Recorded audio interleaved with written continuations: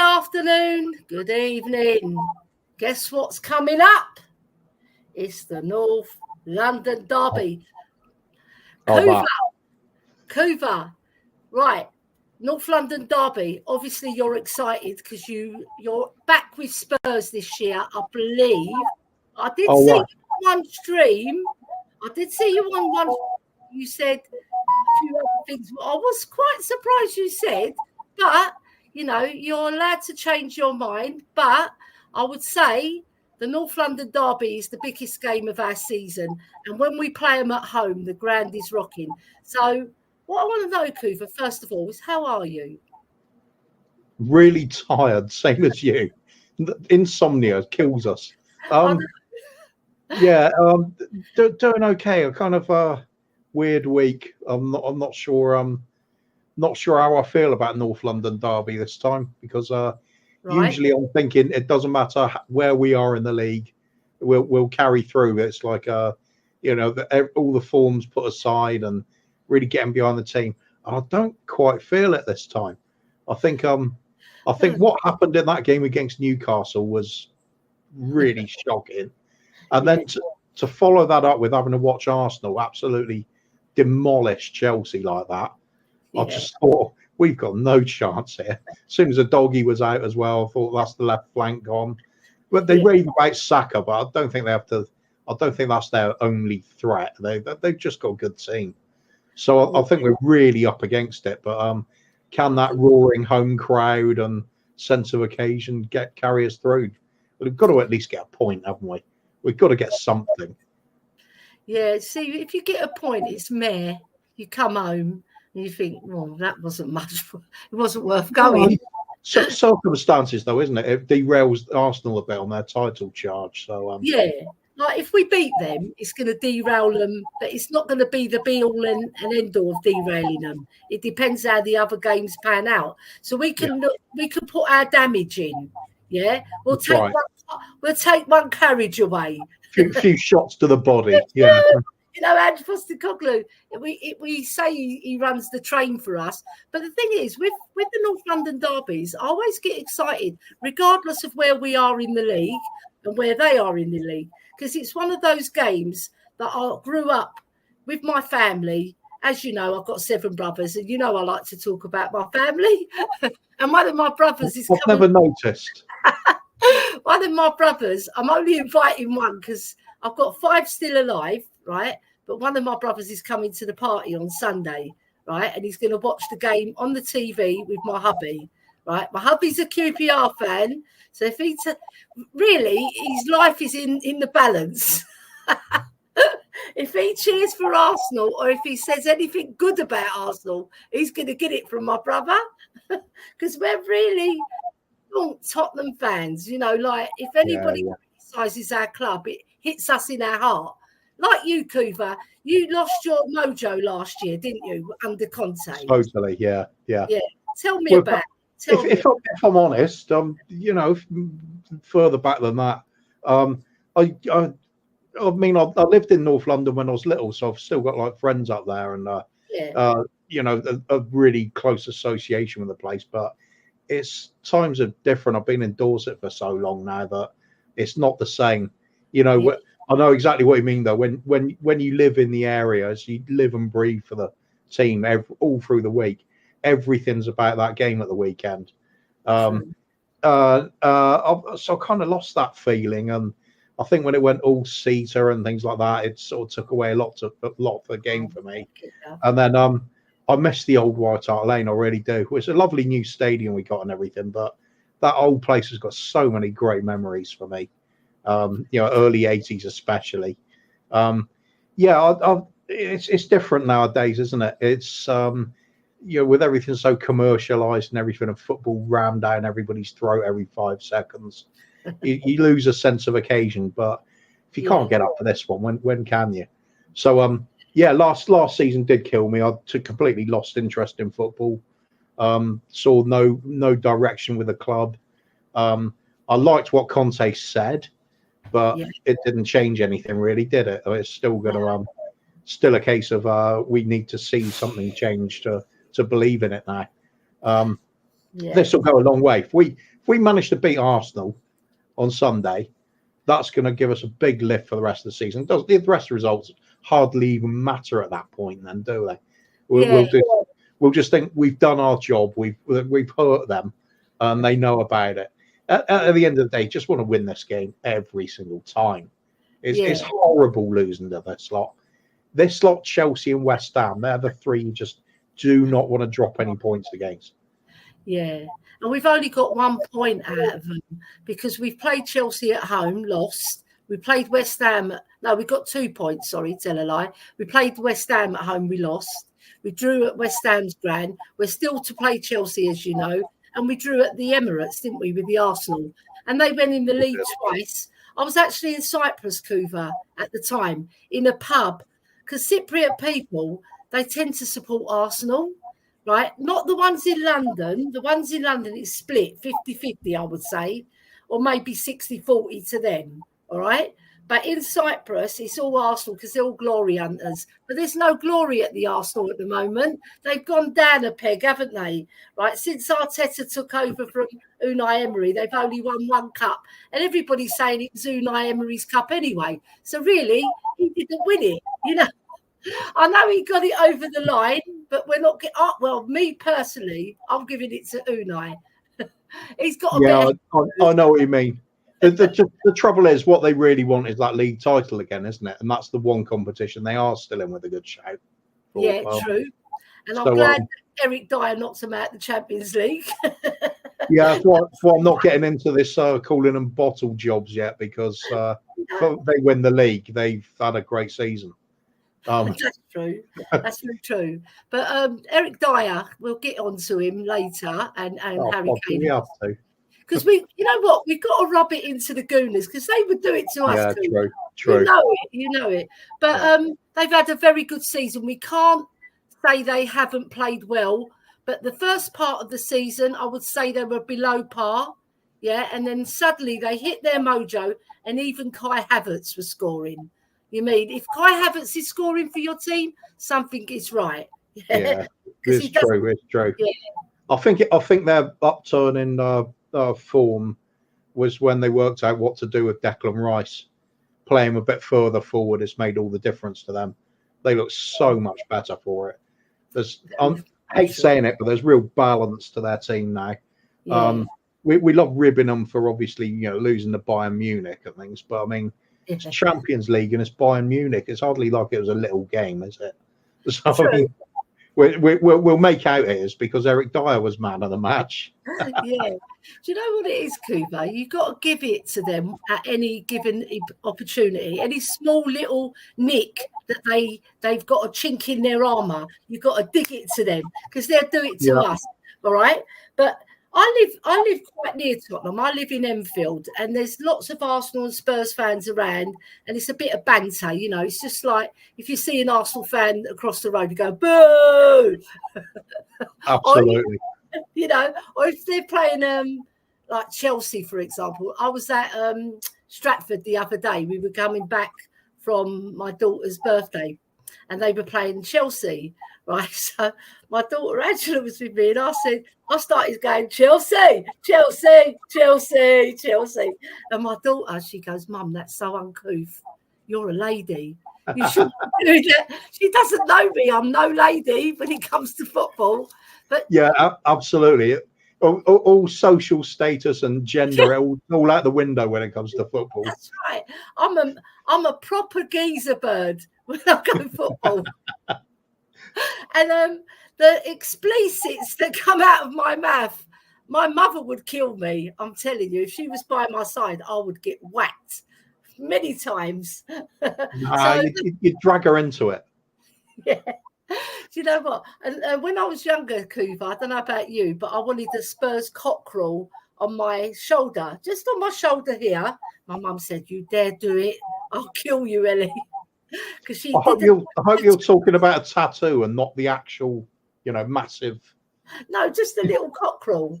I thought that would be quite tasteful with "Come on, you Spurs" underneath it, or maybe Steve Perryman or Glenn Hoddle's name underneath it, because those are the two players I grew up with and I absolutely admired them, the way they played football, the purest way of playing football. As you know, Kuva, going back in the past now, I would want to ask you a question. What is the best North London derby that you've ever seen?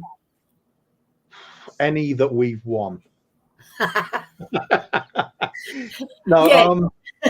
well, I love the answer. I'll go on the ones I've been to. In the mid 80s, we had a couple of sort of fairly innocuous games against them on New Year's Day, 1985, I think it was.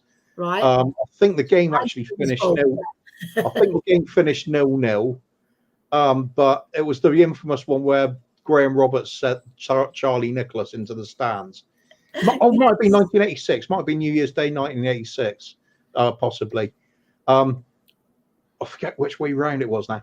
But not only was that memorable for that point in the game, back in those days, they had the clock end at Highbury. And we, as fans, it was always the objective to get up there and mess with the clock.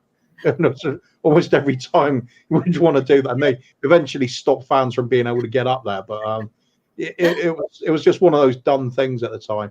Yeah. But I remember anyway, there was that incident with Graham Roberts one time, and then the following year, I think we score an equaliser. They went 1-0 up, and I think it might have been Garth Crooks scored an equaliser, and Graham Roberts, he trots past all the posh seats at Highbury, and he's giving them 2 fingers on the way past. You could not get away with that now, but back then it was just funny. It's just so casual. He doesn't not care in the world from him. Love Graham Roberts, but yeah, those 2 are memorable games, but not really for the football. I think when it comes to the football, first one that really sticks out to me. League Cup semi-final in the late 80s when went to a replay. This would have been the 87-88 season. No, 86-87 season, I'll tell a lie. And we had the fantastic team with Hoddle and Waddle and Clive Allen banging in 49 goals and things like that. Yeah. Anyway, over the course of the ties, it went to a replay. And it was that close between the teams.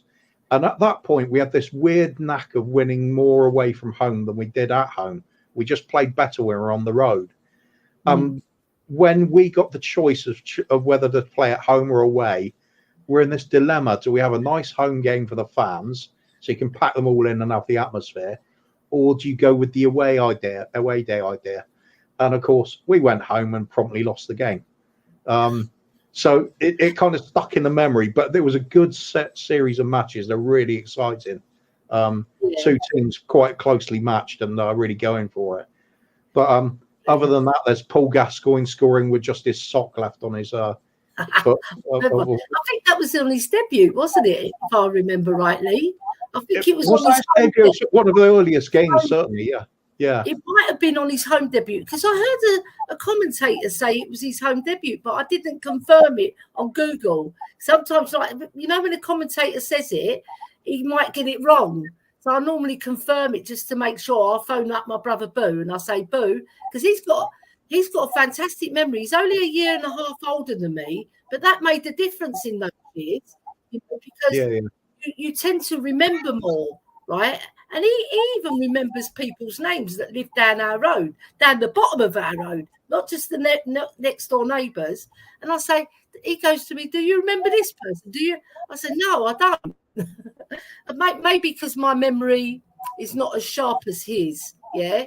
Sometimes I'm going the other way too, mate. I can't remember anybody now. You know what I mean? I can't even remember what I had for dinner last night. Right. But I wanted to also ask you, Kuva, have you ever gotten into trouble at any football matches, like where you thought, oh my God, I'm going to be a bit of a stick here? Because I have personally. Have you ever been like at a Spurs Arsenal game or even a Spurs Chelsea game or London derby where you think, oh, this is a bit iffy? Yeah, but a couple of times against Chelsea, away to Chelsea, because they're just a nasty bunch of. They really are. I mean, I was round with my little, I'll say gang, but it's just a group of friends. We just weren't into all that stuff. We like to play the game, watch it, and then have a few beers. So we didn't want any part of that. But sometimes you just get caught up in it when you know, you can't help it. So Chelsea a couple of times, but I've kept well away from that as I could, because it's nasty stuff going down, especially back in the 80s. The other times it didn't actually kick off, but it always threatened to. Those away games to West Ham, they are really intimidating. You can feel the hairs on the back of your neck prickle up. It's kind of an electricity in the air. It's especially if it's an evening kickoff. Oh my God! It's like you got the police out on horses and everything, and you know, marshalling the streets, and it's like you know something could go at any moment. That it's exciting, but it's kind of scary at the same time. Because, like I said, I don't want any part of that. I can understand the excitement for some of these hooligans, you know, but it's not for me. Not for me. They're really to do some damage, aren't they? Really, they're not really purist fans. They're there. It's like a tribal thing. You come into that patch, you're going to get it if you give it to us. But there's fans who will go out clearly to start trouble, and there's fans that can get caught up with it. Because I mean, with me growing up, I was more like a tomboy anyway. So I remember going to one match. It wasn't Arsenal. There was one match for Arsenal. We weren't playing Arsenal. We were playing Wolves in the Cup semi-final at their ground at the Highbury. I remember walking down to the ground with my dad and my brothers. Because I looked like a boy. I had hair. I wore boy's you know, I wore the hat and everything, a scarf on. Nobody could tell you was a girl because you're under the hat anyway. You mean when you look at me, I don't look like a fella, I hope, right? But we were walking down Avenel Road, and all from the flats near Couva, they were shooting pellets at us. They were actually air gun pellets. And we thought, oh my God! And they were shouting at us, "Get out of our." You know, get out of Arsenal, like, and they're shouting all these expletives, and we just dashed it because those pellets bloody hurt. So I've been hit by one by my brother George by mistake when we used to play this game in the garden with a target, and I was standing next to it, and he caught me in the arm, and it bloody hurts. Right? My dad goes, "Come on, Ellie," and he grabbed my hand, right, and he just ran with me. And my dad was a speed merchant. I was quite fast, but not like my dad. He was like pelted, and I like fell over a couple of times, hurt my knee. So when I went into the ground, I was like really, I was looking forward to the game, but I was just like, you know, I really hurt, and I thought I just wanted to get the game over. But once the game started, it was rocking in there, and even Paul Miller just said recently, we could hear the thunder under the pitch from all the jumping and the clapping and everything. What a fantastic atmosphere. Not as good as White Hart Lane, obviously, but we did create an ambience. And I think there was only a small section of Wolves fans. They were in the clock end on the left-hand side because I was in the North Bank and I was quite low down. I just remember it being... I loved the match. I was really hurt because I raised my knees and I raised my elbow. Yeah, so that was a bad experience for me. But other than that, I would say the best North London derby I went to is when we battered them 5-0. Yeah, and they battered us 5-0 a couple of seasons before, if I remember. I can't remember the season. It was the season that Liam Brady played. Right, and he scored 2 years before from a beautiful free kick and beat us 5-0, and then we paid them. I really did enjoy that game because I was only young, right? Obviously, there's been other matches like the Harry Kane mask one, the Gaza one. I would put the Gaza one as the best one, though. I would say in my heart that one because it stopped them from doing the double, right? They would have got to the final, wouldn't they? And they would have had a chance of doing the double. Yeah, that's right. And then I remember the next season we played them. No, is it the same season we played them in the summer in the Charity Shield? And if I remember rightly, it was 1-1. I think. I think it was. Yeah, I remember Campbell scoring. Kevin Campbell scoring for them. I don't know. I can't remember if he scored first or we scored first. I can't remember because my memory is full. But either way, what can I ask you, Kuva? Right? When the Arsenal game comes up away, do you feel that the the Football League, they always put us away first and then at home last? Do you think that's a bit of a fiddle? Because a lot of fans saying we would prefer to play them at home first and then go away. But I don't really care. But I've heard a lot of fans say that. What's your opinion on that? Well, it's a 50-50, isn't it? I mean, I don't really see it that way. I get more suspicious when they start moving the games around, and it always seems to favour them more than us. Yeah, true. Really strange. It's like sometimes we're due to have almost a full week to prepare for a game. They'll have Europe or something, so their games get shifted. Then you'll find ours gets shifted to a Monday, and then sometimes instead of it being us on a Saturday, it'll be us on the Monday, and then they bring ours forward to the Friday. So it takes away that week's rest we would have had and condenses it into like almost as though we had a European game.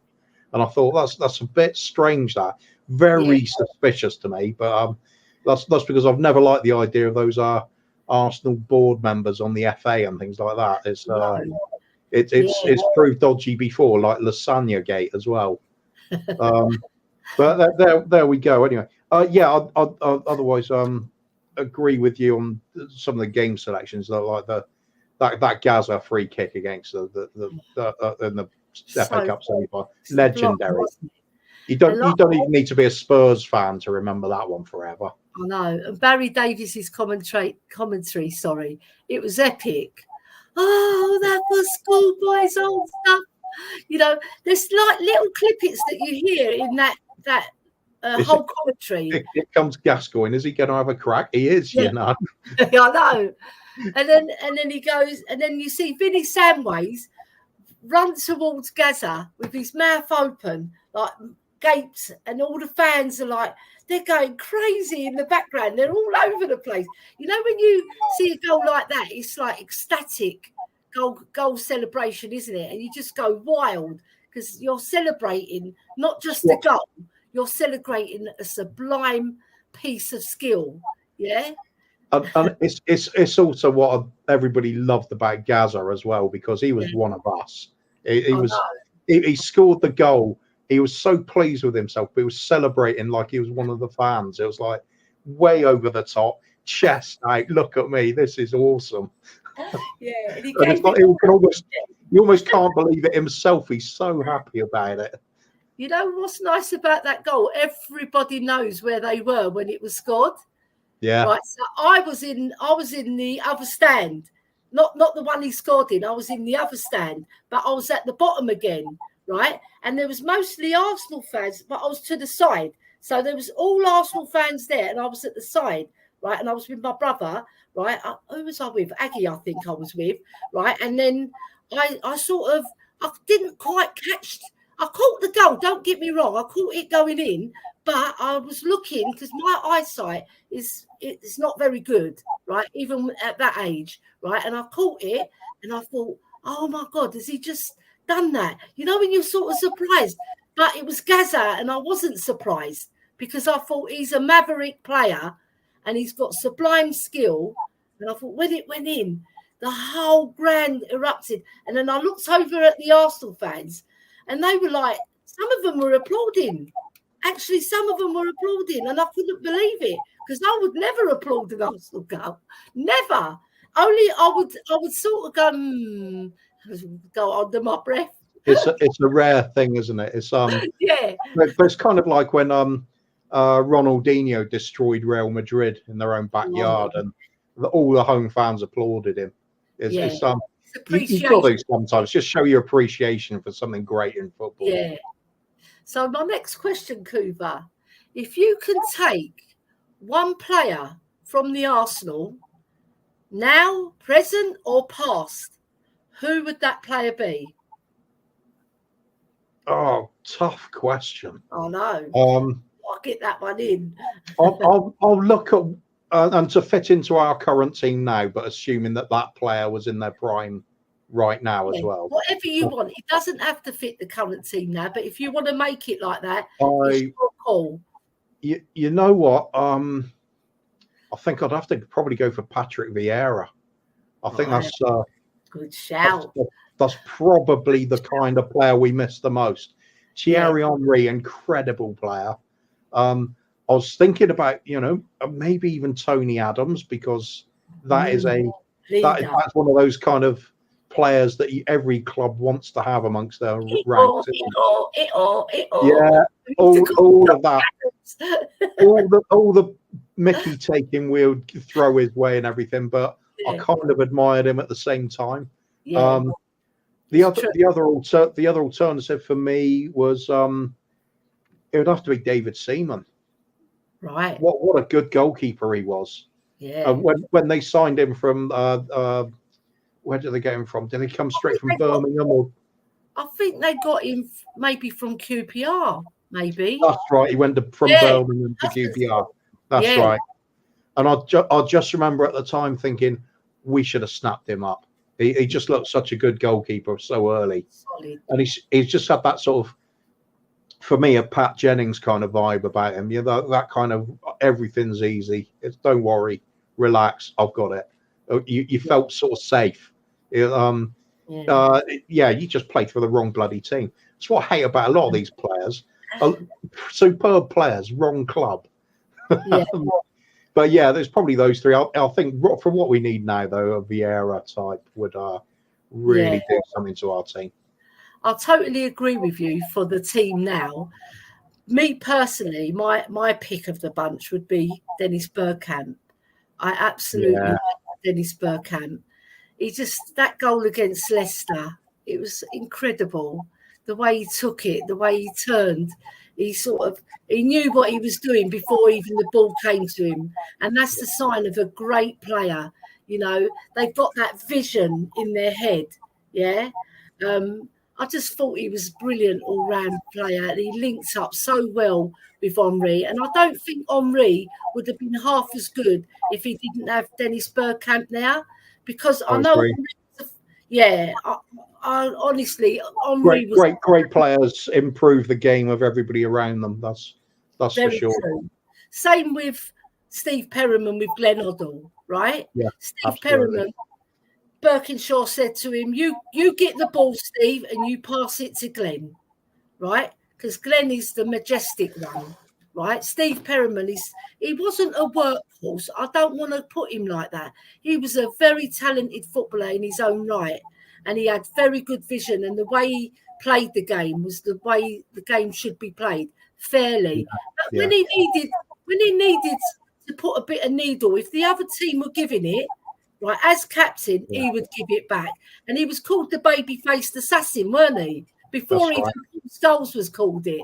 Yeah. So I love the combination. And we've had other combinations throughout the years. We've had Dele and Ericsson as well. They were pretty good together.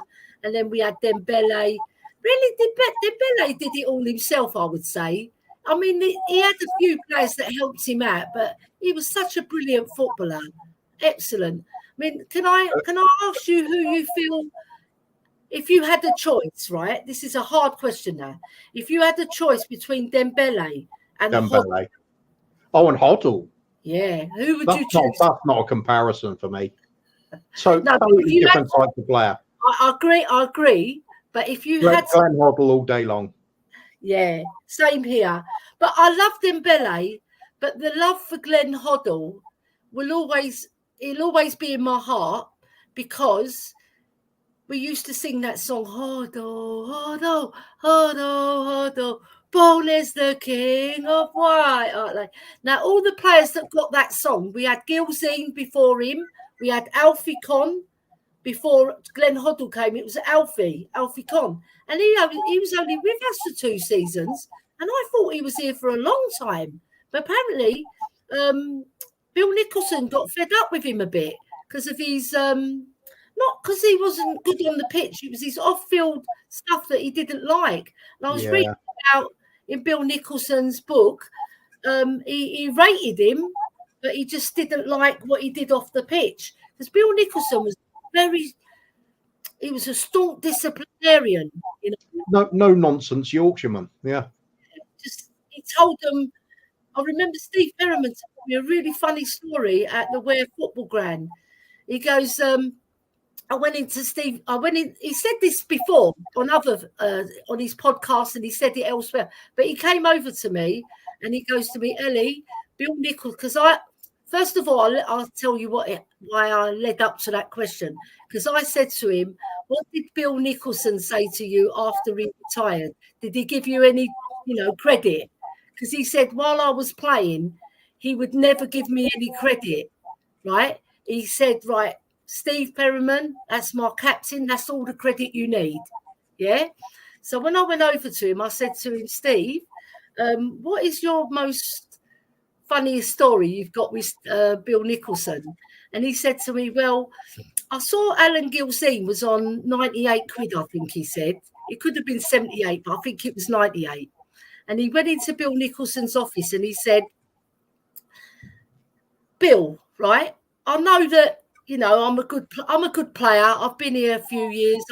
I've served my apprenticeship, blah, blah, blah. And then he led up to asking for a pay rise. And he goes, well, I think I'm worth X amount because Gilseen's worth 98. I'm at least worth half of that because I'm only on 26 quid at the moment. 26 quid. It sounds stupid, doesn't it? Right. And he goes to me, and then Bill Nicholson came up to me and he goes, all right, son, Steve Perriman. Right. Have you seen yourself play? He goes, that's the sort of thing a strong Yorkshireman. He didn't want to give you advice. He goes, did you see yourself play? That is so keep him grounded. It's the right thing. Yeah. He obviously knew Steve Perriman's temperament. He knew that that was just going to make him knuckle down and show him he was worth it. It's psychology, isn't it? Yeah. The manager's psychology. You get into a player's head. You're not worth. You're 26 quid at the moment. But if you want to get Alan Gilsey's payment, you've got to be as good as him, or if not better. Right, so improve your performances and get on that pitch and do what a captain's supposed to do. And I consider Steve Perriman as one of our best all-round captains. We've had other great captains. Some people would argue that Gary Mabbott was our best captain. Some people would argue that Danny Blanchfire, who knew him and saw him play, or just liked him and searched him. Some fans do that. They look back on our history. Who would you say, if you had to pick one, who would you say was our best ever captain? Maybe that you've seen, or if you haven't seen him, why do you say he's better than that player? Oh, from what I've seen, Steve Perriman head and shoulders above everybody else. Gary Mabbott, same sort of mould, totally dependable player who do anything for his club and everything for his team. Yeah. But Steve Perriman just had that knack of knowing what to do, when to do it. And he just so inspirational to those players around him. I remember just hearing all the stories about when, you'd get really big name pros and they're saying, when Steve Perriman talked, you listened. And it doesn't matter. It's just a hush fell over. This is a captain.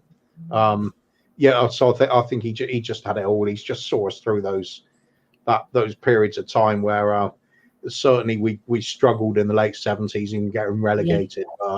He went through all of that along with players that just shouldn't be anywhere near getting relegated, but it happened. But he brought us roaring back, and then I remember turning it all around with those back-to-back FA Cup wins and a UEFA Cup win a couple of seasons later, and that was my experience of what Spurs should be. There was that flair and style to the team. Bit of pace, but a lot of grit and determination to go with it. And Steve Perriman was the grit and determination and the professionalism. He's the player you'd always depend on to roll their sleeves up when the going got really tough. And he'd know he'd have good backup and in the likes of Paul Miller and Players like that at the back, Graham Roberts as well. He knew that there's ones you can fall back on. If it turns into a bit of a fight, there's players there for it. If it turns into who's the better on the ball, there's players there for it. So we had this nice little balance of things, and he brought it all together. We only regret I have from that period of time is we probably lacked that consistency to go on and win the league. I think we should have, especially sort of mid 80s. I think 84, 85-ish, somewhere around there. Everton won it, and then I think Liverpool done something in Europe, and then Everton couldn't play in the old European Cup because I can't remember the year it changed to the Champions League. I can look it up, but I can't remember it. But you know, the old European Cup, that was the best, the creme de la creme. Yeah. And now it's 4 teams in it. So actually, the UEFA Cup is like winning the Champions League if you take it that way, because you're playing like obviously there's the Europa Cup, which was the first team. So the second, third, and fourth teams would be in the UEFA Cup now if it was still going then, right? So I always say it was like winning the Champions League because it was huge. Yeah, it was huge. To win any European competition back then was huge, no matter what. Yeah. Wouldn't say so much nowadays. Your Europa Conference, people are scoffing at it. Even the Europa League, it didn't get a lot of credit, did it? No, not really. No. And we've had these little dabbles with it before. Remember the Intertoto Cup and things like that. Yeah. And we sent out our team to FC Köln in Germany, and we got beat 8-0 because we didn't want to send any of our first team out. So we had players like Alan Pardew playing. Oh no! Oh my God! And then Arsenal. Getting back to Arsenal, I don't like to talk about them too much, but they've only won 1 cup in Europe, I believe, and I think it's the old Fairs Cup they won. But that's like the Conference